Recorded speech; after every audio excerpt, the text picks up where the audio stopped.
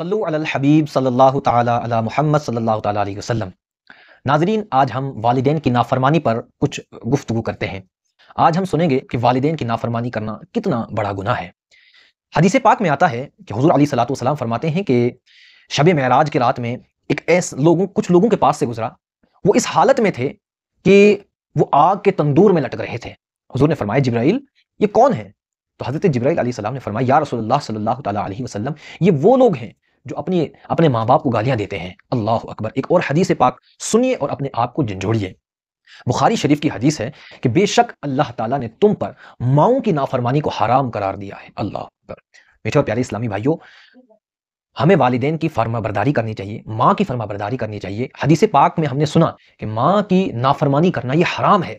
ایک اور حدیث پاک سنتے ہیں کہ نور مجسم سراپے محبت صلی اللہ تعالی علیہ وسلم ارشاد فرماتے ہیں، حضرت ابو ہریرہ سے روایت ہے، حضور فرماتے ہیں کہ سب گناہوں کی سزا، یعنی انسان جو گناہ کرتا ہے اس کی سزا اللہ تعالیٰ قیامت کے دن کے لیے اٹھا کے رکھتا ہے، لیکن والدین کی نافرمانی، ماں باپ کی نافرمانی جو ہوتی ہے، اس کی سزا اللہ تعالیٰ انسان کو جیتے جی دیتا ہے، دنیا میں ہی اس کی سزا ملتی ہے۔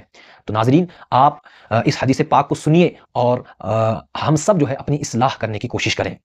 پیارے اسلامی بھائیوں، مہاجرین، حضور علیہ الصلوۃ والسلام نے فرمایا اے مہاجرین و انصار کی جماعت جو اپنی زوجہ کو، جو اس زمانے کا بہت بڑا میٹر بن چکا ہے، کہ حضور علیہ الصلوۃ والسلام کی یہ حدیث سنیے اور اپنی اصلاح کی کوشش کریں ہم سارے۔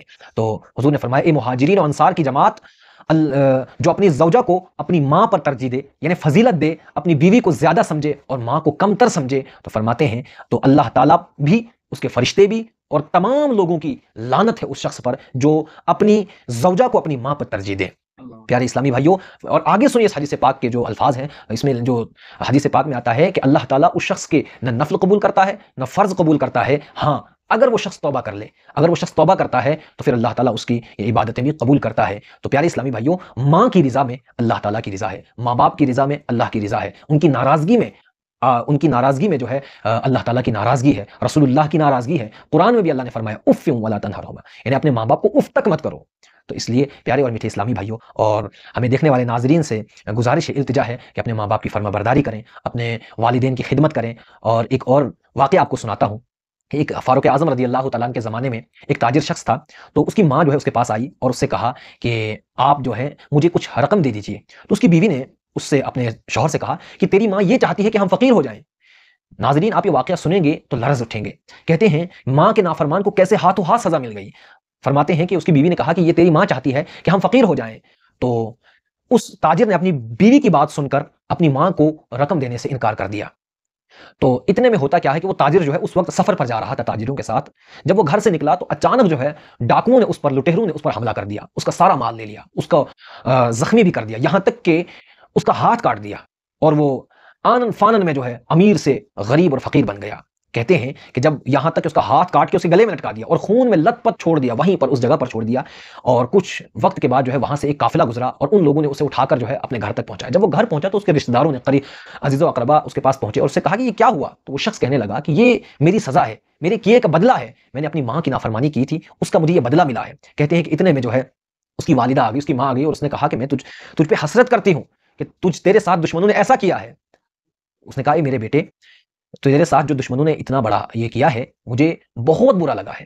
ناظرین، آپ سنیں اور ان باتوں کو کہ ماں کی کتنی محبت ہے انسان کے ساتھ، اپنی اولاد کے ساتھ کتنی محبت ہے ماں کو۔ تو فرماتے ہیں کہ ماں نے کہا مجھے بہت برا لگا، اور اس تاجر نے کہا، اس شخص نے کہا، اس کے بیٹے نے کہا کہ یہ میرے اس گناہ کی سزا ہے جو میں نے آپ کی نافرمانی اس وقت کی تھی۔